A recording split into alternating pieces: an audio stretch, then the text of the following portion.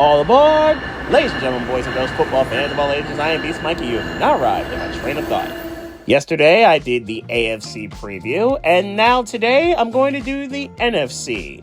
It'll be done in the same format. You already know the 3 words or less part, but just in case you weren't listening for yesterday, it'll be done division by division, and I will also do them in order of where I think they will finish in their respective divisions. Let's get to the NFC East first. Philadelphia, Broad Street repeat? It's on the board. It's very well on the board. This roster is still really good, even with the losses in the secondary when it comes to veteran leadership. They flipped C.J. Gardner-Johnson for Kenyon Green and then released Kenyon Green, which is not great for Kenyon Green considering how great the Eagles' offensive line is. They lost Darius Slay to the Steelers, and it's clear that they are moving towards a secondary where the headliners are Cooper DeJean, Reed Blankenship, and Quinyon Mitchell. Can they hold up now that they are the lead guys in this respective secondary? That's something that we're going to need the answer to, and quickly. We'll also need to know the answer to, is there a way to stop Saquon Barkley? The answer was clearly no last year because Barkley finally had an offensive line competent enough to block for him and receivers around him to distract while he terrorized the entire rest of the NFL. Never mind the tush push being the tush push. It shouldn't be banned. I'm glad it's not. Try to stop it. That's the message I would have for 30 of the other 31 teams. Tampa Bay seems to have a good reason and good method to the madness. That they have a giant monster I'll talk about later. But in any event, the Eagles have as good a chance to repeat as we've seen, aside from the Chiefs, in a very long time. Can it be done? Only time, of course, will tell. Washington. Everyone's paying attention. Never mind the stuff outside of FedEx Field in the DMV area, because everyone pays attention to that. We're talking about the Commanders here. And these guys hit the ground sprinting last year, as we saw. Jaden Daniels was amazing. Terry McLaurin was, well, Terry McLaurin, like he's always been. The defense, though spotty, did get stops when necessary. And a Washington team that probably was underestimated and underrated for a lot of the year proved to be very impressive with their incredible playoff run on the road. They just ran into the wrong team at the wrong place at the wrong time, and that was effectively the end of their season. What will people think of the Commanders now that they are actively going to be on everyone's radar? Will Jaden Daniels have a sophomore slump? Will Deebo Samuel get enough touches and enough carries and enough catches, to be honest, to be a formidable part of this offense? Laramie Tunsil was a good trade as the Commanders needed some offensive line help in the worst way. The running game concerns me, yes, but I do think Washington will be very stable on offense. This is an older defense, no question about it. Bobby Wagner's still really good. Frankie Louvu, though still hated around here for the jumping that he did, the leaping over the lines during the brotherly shove plays, still very capable at the linebacker spot. Von Miller, how healthy is he? He's going to need to be to establish some sort of pass rush. And his secondary, though they made strides, they're going to have to make even more to stay where they were and get even further in the NFC. I like where Washington's going. I just need to see them continue this momentum. Dallas, quiet offseason. In a related note, psych. No, it was not. This was as wild on offseason as you could possibly get and completely avoidable, to be honest. They could have re-signed Dak, CeeDee, and Micah a year before they paid Dak and CeeDee and decided not to pay Micah, who's the best player amongst the 3. Yeah, that didn't go well. And then basically the earth shook when Micah Parsons was traded last week to the Packers. And suddenly odds on Dallas shrank, odds on Green Bay grew, and anger and rage festered from everywhere and everyone that cheers from the Cowboys. Yikes. There's no replacing Micah Parsons. I think we all understood that. They have okay linebackers, especially if DeMario Overshown is somehow healthy, because that was a brutal injury last year, and he was a really good player on that team. But there's no real replacing Micah. there's no real replacing Zach Martin. He's also going to be in Canton, and in Martin's case, in 5 years, so around 2030-ish. He'll be in Canton because he's the first ballot Hall of Famer. He was outstanding. Can the Cowboys' young offensive linemen keep Dak upright? Can they allow Javonte Williams, Rico Dowdle and company, who are going to be carrying the rock, can they allow them to run the ball efficiently, to take some pressure off Prescott? Getting George Pickens was a pretty solid move. Pickens and CD should be a very effective 1-2 punch at receiver. I'm just worried that the defense won't do enough to be able to stop anybody, or at least enough people. The Deron Bland move, which was kind of seen as a diversion away from the Micah Parsons trade, okay, fine. It's a thing. He's really good at getting in-os, but can he actually stop people when he's not picking the pass off? That's a question that we're going to need the answers to on his end. The Cowboys turned what should have been an easy and logical fix and situation into chaos. But then again, that's an average day for Jerry Jones. The Americans Team documentary on Netflix is really good, though. I'd recommend going to watch that.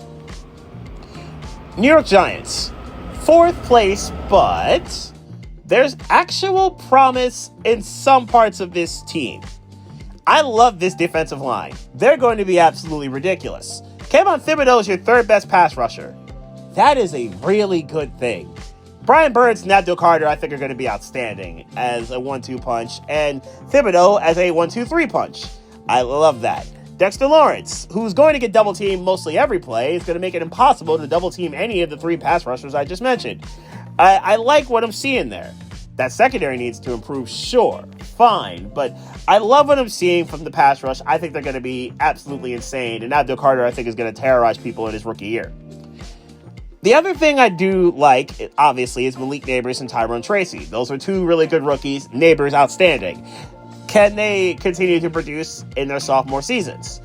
In theory, Neighbors is going to catch a lot of deep balls from Russell Wilson, because of course he is, and Russell Wilson's really good at throwing the deep ball, or at least he should be. How long will it be until Jackson Dart, however, gets the job? I would have to like to think that they would rather Dart not play too much at all this year and Wilson ride out a lot of this season.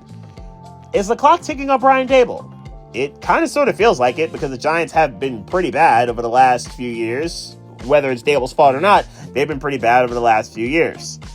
Yes, it has to hurt that they let their best player go 90 miles down the turnpike and they immediately win a Super Bowl, and he immediately becomes the 9th player to get 2,000 yards. That's not great.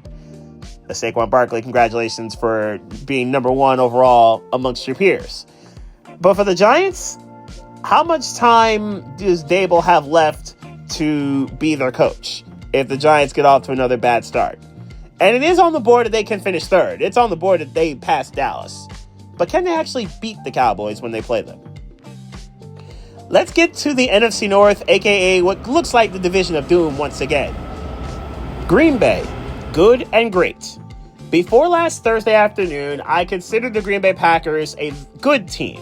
I consider them to be borderline great if any of their receivers or any of their pass rushers or anyone in their secondary, aside from Xavier McKinney, can emerge as greats. I've considered them, the Packers, as a team with a lot of good, but not a lot of great on their roster.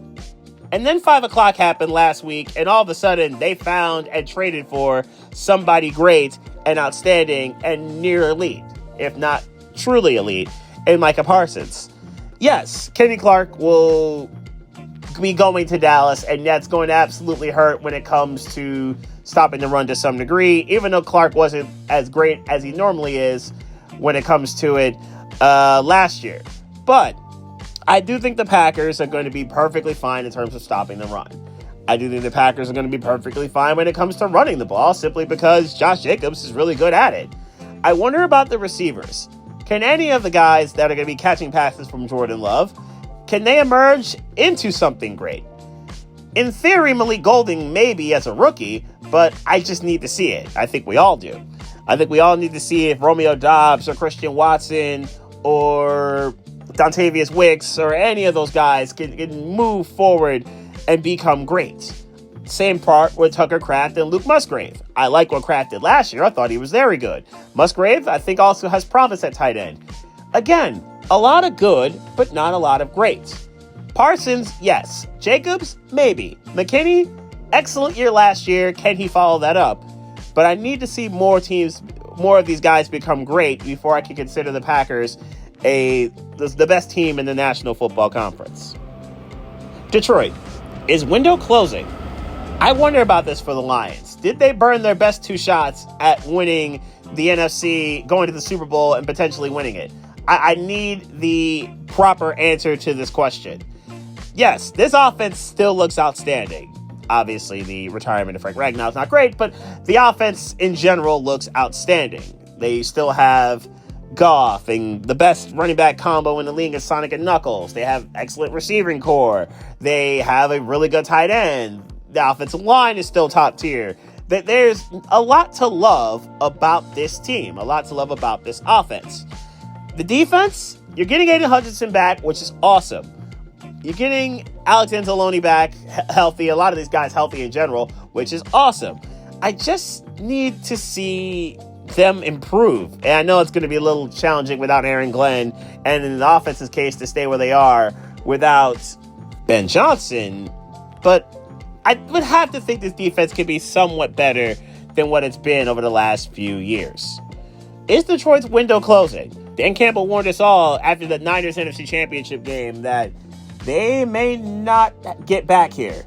And last year, we all thought they probably would until Jared Goff was an abject disaster against the Commanders. Can they possibly get back to the NFC Championship and further? They have a real offense. They could have a real defense. Getting DJ Reed was a good look. But we need to know if the Lions' window is still open. Minnesota, a new beginning. Now, the Vikings have had a weird offseason, right? They let Sam Darnold go. Okay, understood. I think we all saw it coming after the disastrous last 2 games of the season. We all established, okay, JJ McCarthy is going to be the guy. I think we all knew this was coming. Cool, fine. And then the Vikings offseason was chaotic in the sense of their receiving core. They had some injuries here and there, but at least a lot of them should be fine. We got the suspension with Justin Jefferson, which was not great. Their offensive line got beefed up, which is great. Getting Ryan Kelly was a really good look from the Colts. I like that move a lot. The defense, aggressive, because that's the way Brian Flores does business. Can the Vikings continue to be aggressive, and more importantly, can they be effective when it comes to facing the higher tier teams' offenses? That's been the big problem in the Brian Flores era, whether it's in Miami or in Minnesota. Especially whenever they face the really good offenses, Flores usually gets picked apart because his team and his defenses get a little too aggressive. We saw this last year to some degree against the Lions, and we saw this especially with the Rams as well, though Sam Darnold's turnovers didn't help. We need to see there become, I guess, a little bit more balanced and a little less self-destructive when it comes to how they do business, their defense. It's still very good. They still have 2 really good pass rushers, and Andrew Van Ginkel has emerged as a tremendous linebacker as well. But we just need to see Minnesota's defense be, I guess, a little less boom or bust. I think that would be the big deal. And Chicago. Can Caleb cook? With Ben Johnson, in theory, that answer is yes. With Ben Johnson, in theory, they're going to have actual structure, really competent play calling. They have very good weaponry. Even though they did lose Keenan Allen, they have very good weaponry, especially led by Roma Dunze, DJ Moore, and in the backfield, DeAndre Swift. Yeah, we in theory think that they should be good there. Getting Colston Loveland to pair with Cole Kmet would mean for a lot of good 12 personnel stuff. I think that could work out, and I think that could work out really well. That's not bad. With Jalen Johnson and Montez Sweat leading the defense, in theory, the Bears are going to have an elite pass rusher and an elite corner once again, and especially in the case of Johnson. Sure, Chicago absolutely botched the whole idea of drafting Jalen Carter because allowing the Eagles to bribe them for Carter turned out to be a very terrible decision. But Chicago's defense isn't awful. They're just not as good as what they could have been. Can the Bears improve on this realm? And I think the offense being better would help in this matter. Can it be done in Chicago? And can the Bears somehow navigate what's an excellent division and get out of last place? Because that would also be kind of good. Remember, Caleb Williams did not sign the fifth-year option. At least he made sure that in his deal that he cannot sign a fifth-year option. So they have 3 years left of Caleb before he makes a different move. But can Caleb be worthy enough to warrant a second contract, no matter where it may be? Coming up next, we're going to the NFC South. Tampa Bay. Bowles decision-making. I think we all realize what Tampa Bay kind of sort of is right now. They're a good team, sometimes great team. High-tier offense, somewhat suspect defense, especially in the secondary, and Levante David aside, the back seven. We love Vita Vea, and I like the edge rushers that he has flanking him as long as they're healthy. I like what Kalijah Kancey can be. I like what Yaya Diaby can be. I just need to see them continuously improve. But I think there's a whole lot of promise with those two guys alongside a massive wall of a man in Vita Vea. I just need the secondary to get somewhat better because, yikes, it's been rough and it's been torched. Which, in theory, should not happen with Todd Bowles because he's kind of sort of okay as a coach, but it somehow hasn't taken another step forward. Bucky Irving has, however, taken steps forward, and I like what I'm seeing from him. I think he can truly improve and continue to get better at running back. Baker, I think we've established, is a good quarterback, and very good even. I think we've established that Mike Evans is going to Canton, and it may not take more than 5 years once he retires for him to do that. Chris Godwin, I need you healthy. Not only as a Penn Stater, because we like watching you ball out, I just need to see you healthy because it really is a shame to see Godwin deal with those injuries. Emeka Egbuka being drafted here is a very interesting look, and maybe it's inevitable that Egbuka takes over Godwin's spot as the number 2 receiver. It may be inevitable in that realm. I like the pick. I think that was a very solid move, and at worst, he becomes wide receiver 3, and I think they're going to be real nice as a 3-receiver trio. Tampa Bay, I think, may have one true competitor in this division, and it's in Atlanta with the Falcons. Mike Penix era. Welcome indeed to the Michael Penix era, and Kirk Cousins being the most expensive backup in recent memory. Sure, that's evident. Penix showed some flashes last year, as we saw, especially in that Commander game. And he's shown flashes here and there in the various other games that he played. But I do need to see what ends up happening with the elephant in the room here. And that's the pass rush. Atlanta drafted 2 rookies. They made a bold move in trading up for one of them and giving up their first-round pick to the Rams next year. It's bold to do that, but Atlanta needs those pass rushers to do something. Jesse Bates turned out to be a revelation of a signing, and he's been outstanding since he got to Atlanta. A.J. Terrell is a really good corner. Their linebacking core isn't awful. I just need to see that pass rush make life easier on the back seven. Their offensive line with the Caleb McGarry injury is devastating, and I do think the offensive line can be good. I just need it to be somewhat what it's generally been. Bijan Robinson has been very good, and we saw Drake London finally take that step forward that we needed to see. Kyle Pitts, we need it from you too. Can you make a jump? Time will tell on his end. Carolina, turning the corner. It really feels like the Panthers have made some sort of a stride forward. That's good to see. And by Panthers, I mainly mean Bryce Young, who really made a stride forward in the second half of last season, despite the weaponry, despite how terrible the defense was and how terribly ravaged the injuries made that defense become. That's good to see. But now that defense should be healthy. Derek Brown should be back. Though sure, you lost Shaq Thompson. Okay, that's unfortunate. But at least you're going to have J.C. Horn back, and Horn got paid like he should have been. He's been a really good corner. In theory, Carolina should be better defensively just because of their health. Can their offense continue to get better? Can Leggett and now McMillan at receiver, can he show why he was a top 10 pick? Can these young Cubs, known as the Panthers, continue to improve? And the most underrated offensive player in the league, in Chuba Hubbard, can he continue to be the really good running back that he has been over the last few years? Bryce Young may have some more promise and may not be a mega bust after all. We just need to see him continue on this trajectory. And New Orleans, just 17 games. You're finally tanking. Good. This is what you needed, New Orleans. You needed to do this for a couple years now, and you've opted not to. You've opted to be stubborn. with an aging roster and a team that just wasn't ready to contend for a title, and you refuse to tank and stay mediocre. Now you're kind of tanking, kicking and screaming, sure, but now you're kind of tanking. Good. You need to do this, and it's the right year to do it considering this quarterback class is absolutely absurd.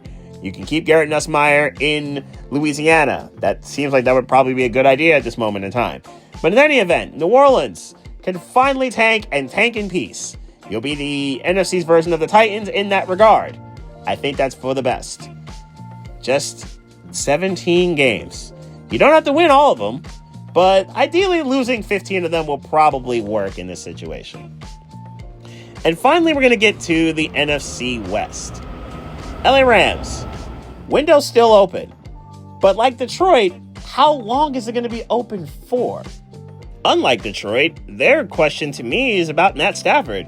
They don't really have a plan B behind him, but as long as he's healthy, their plan A is pretty good. I love their young defensive line. Those Seminole guys and Durant, and that defense is young and promising. I still don't love the secondary, but I love the defensive line. I think they can get busy. And, of course, their skill guys on offense are very effective. Puka Nacua is still excellent. They don't have Cooper Kupp, but Devontae Adams is an upgrade at this point in time. Kyren Williams is a really good running back, so that will also work. And Tyler Higbee, I do need to see Higbee healthy. I think that would be quite a good thing to see from the Rams. There's a lot to like about Los Angeles. They were a couple of plays here or there away from the NFC Championship and hosting the Commanders instead of going out in the snow like they did against the Eagles. They're going to have to learn how to stop Saquon Barkley. That's probably really important. But aside from that, I like what the Rams can be for this year as long as Matt Stafford's healthy and vertical. Because if he's not, they're in trouble. But at least they had 2 first-round picks where, in theory, they may be able to find his successor and his heir apparent next year. But this is about this year for a Rams team that we know can go all in at any given moment. What will they do next? San Francisco, actually healthy? Yes, last year was the 2020 remix, where pretty much everyone that was relevant on the Niners got hurt at some different point in time, which led to their season absolutely jackknifing. And now their Niners are kind of sort of getting back to some health. They don't have Deebo Samuel anymore. They don't have Hufanga anymore. They don't have Tre'Davious Ward anymore. They don't have Dre Greenlaw anymore. And now the Niners are going to have to sort of rebuild to some degree. And this is before they paid Brock Purdy all the money that they paid him, which they did. I guess Purdy was worthy of it. It's a lot of money. Okay, sure. It's the going rate for QBs, but it's still going to hurt considering the Niners and what they had to deal with. Run CMC. Can CMC run? Something that we will need the answer to. We're also going to need the answer to how much in the tank does Frank Warner have left at this Hall of Fame level. Same with Nick Bosa, considering his injury history. Can the Niners, and Trent Williams also, I also mentioned Trent Williams while I'm talking about future Hall of Famers, and especially Warner and Williams. Maybe Bosa. Can Williams stay healthy for a full 17? CMC, same deal. Brandon Ayuk, how healthy are you after the ACL injury? Can Ricky Pearsall take a step forward? And same with Jawan Jennings, who had an excellent breakout season last year, considering all the injuries. Can he continue to take steps forward? George Kittle is on his way to the Hall of Fame, as we probably know. How much does he have left at peak of powers as probably the best tight end in the game? It's him or Bowers at this moment. How much does he have left as the arguably best tight end in football?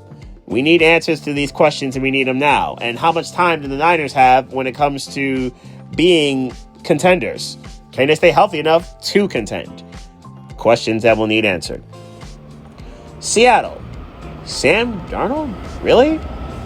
They're paying Sam Darnold a good amount of money to be slightly better than what Geno Smith was, which in Geno's case was relatively stable. Seattle, I think, just missed the playoffs just because they got the wrong wins at the wrong time, or the wrong losses at the wrong time. I guess however you want to put it. They were a sneaky good 10-win team. It just didn't work out where they needed it to work out, which is unfortunate. I like what Mike McDonald brings to the table. They were a physical bunch, Seattle was. They ran the ball pretty well when Kenneth Walker and or Zach Charbonnet were healthy. They got the great breakout season from JSN, which allowed trading DK Metcalf to be a possibility. And good. Can Cooper Kupp be wide receiver 2, which they're going to certainly need for Kupp to be? Can he be a effective and healthy wide receiver 2? That would be very vital. I do like Seattle's young corners, Enrique Woolen and Witherspoon. I just need both those guys to be what they can be. Their pass rush, can it be good? That'd be something that we'll also need the answer to. Leonard Williams, I like, of course, on that defensive line. There's some things to like about Seattle, but is it enough to make the playoffs? The question that will obviously need to be answered. And more importantly, when the money's on the table, is Sam Darnold good enough to get them there? Finally, the Arizona Cardinals. Kyler's last dance? As some people know by now, Kyler Murray can absolutely opt out of his contract after this season. Well, the Cardinals could opt out from paying Kyler Murray, I should say. That's actually the more correct way to say this. But in any event, there is an out for Kyler after this year if things don't go well. And this could lead to Kyler Murray obviously being employed somewhere else, because he should be, because he's a worthy starting quarterback in this league. Maybe this team needs a fresh start at quarterback, because Kyler is good, but it doesn't feel like he's good enough to take Arizona where they need to be. Yes, their main guys at the main three skill position spots are very good. Can Marvin Harrison become the guy that I think a lot of people thought he would be last year, where instead Malik Neighbors and Brian Thomas were outstanding, and we never really got that breakout moment from Marvin Harrison. We did get one from Trey McBride, despite the lack of end zone appearances. We did get that moment from Trey McBride. McBride also got paid. Good stuff. James Conner, very good player. James Conner has shown himself to be a very good running back and take care of a lot of the problems that they have and actually keep defenses really honest because of Kyler's scrambling ability and passing ability. Can the depth of Arizona show itself, though? That's going to be kind of vital. And when they needed to make things happen and when they needed to improve and make a play and win a game, more often than not, they just didn't seem all that well and efficient enough to get it done. Now, naturally, I do need to see this defense take some sort of stride, any sort of stride forward. I need some more impact plays from this group. Getting Josh Sweat should help. Calais Campbell has been as steady and as sturdy as it possibly gets. I would think that he could continue to do that as he returns to Arizona. That would be fun. Walter Nolan actually being healthy would also be pretty awesome, and I think we need to see that. And if he can step up and be the first-round pick that he was built to be, that would be good. Zaven Collins has not worked out as well as I think we'd like to see, but I do think there's some talent there with the right coaching. And then there's Will Johnson, who showed himself to be an outstanding player at Michigan, although the injury history is a little bothersome. If Johnson is healthy, I think he could be excellent. If he's not, I think it can be a problem. This is a big year for the Cardinals, and in a division that is sneaky underrated, I think they could be stuck in the basement if they don't make many strides on defense. And there you have it. That is the NFC, and my thoughts and my previews on that as we get to our final stop. Coming up next will be the NFL honors and the playoff predictions. The playoff predictions are coming on Thursday, while the NFL honors picks will be coming tomorrow. Who do I think will win each award? From the rookies to the comeback players to the MVPs on offense, defense, and at quarterback specifically, to the coaches and the offensive line, which is obviously now a thing. The rookies of the year, at least when it comes to my predictions, will be the first stop on my next train of thought.